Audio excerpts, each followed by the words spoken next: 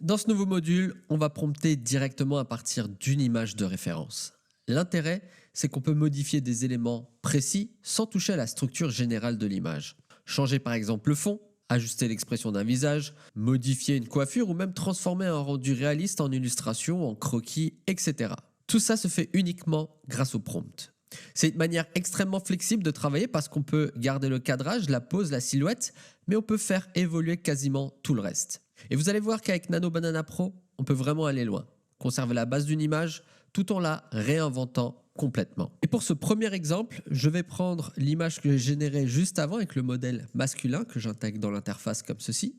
J'intègre également un prompt, transforme l'image en style manga, rendu animé en gardant la posture de l'homme. Outils, créer des images et envoyer.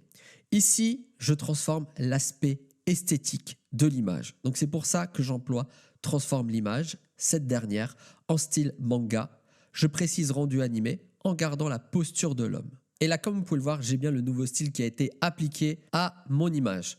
Maintenant, ce que je vais faire, c'est que je vais juste éditer ce prompt-là. Donc je vais faire modifier le prompt, je supprime, j'intègre un nouveau, transforme l'image en pixel art en gardant la posture de l'homme.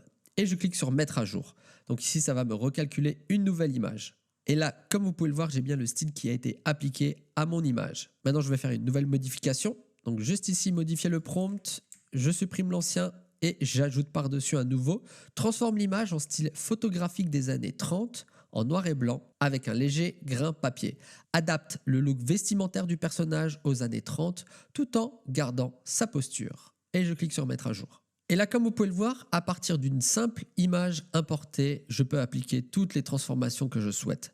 Changer le style esthétique, modifier le look, adapter l'époque, tout en préservant la posture initiale de mon personnage. C'est vraiment l'une des grandes forces de Nano Banana. On peut modifier uniquement ce qui nous intéresse sans recréer toute la scène. Et ça, c'était la première possibilité d'édition, donc travailler directement à partir d'une image existante qu'on importe dans l'interface. Maintenant, on va voir la deuxième situation lorsque vous générez une image avec Nano Banana et que vous commencez ensuite à l'éditer étape par étape, toujours dans la même conversation. Donc là, comme dans le précédent module, je colle mon prompt avec le modèle féminin, outils, créer des images et envoyer. Une fois l'image générée, je vais l'éditer dans la même conversation. Juste ici, je vais coller un nouveau prompt. La femme tire la langue et fait un signe peace avec deux doigts levés vers la caméra. La femme conserve sa posture. Et je clique sur envoyer. Et là, comme vous pouvez le voir, les nouvelles directives ont bien été employées sur le modèle féminin. Donc là, qu'est-ce que j'ai fait? J'ai fait un prompt d'édition. La femme tire la langue et fait un signe peace avec deux doigts levés vers la caméra. Et tout ça sans rappeler le pull, le foulard, etc. parce que l'image va conserver ses caractéristiques.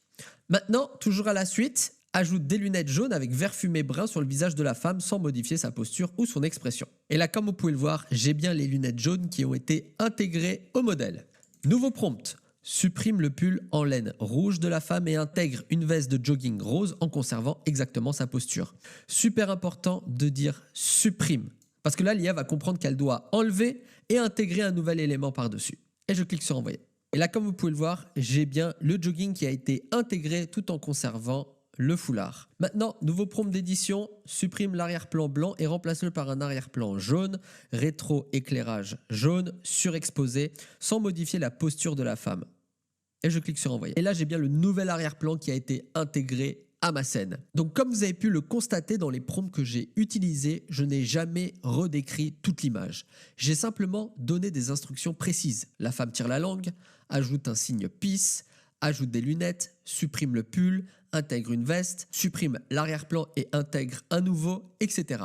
J'ai utilisé des verbes très clairs. Supprime, ajoute, intègre. Et j'ai rappelé juste uniquement ce qui était essentiel, comme la posture parce que c'est un élément central de la scène. Mais attention, ce n'est pas une obligation. Nano Banana conserve généralement la posture de base, même si vous ne le précisez pas. C'est simplement une habitude que j'ai développée pour optimiser la génération et éviter que le modèle ne réoriente légèrement le corps. La seule situation où la posture risque vraiment de changer, c'est quand vous lui demandez d'effectuer une action. Et c'est clairement l'objectif. Quand vous faites une action, la posture peut changer. Aussi, dans le prompt où j'ai précisé que la femme devait lever les deux doigts, j'ai également indiqué garde la posture pour éviter juste qu'elle tourne les épaules ou qu'elle se désaxe. Mais dans l'ensemble, cette mention peut fonctionner avec ou sans. C'est juste une petite sécurité supplémentaire si vous voulez garder exactement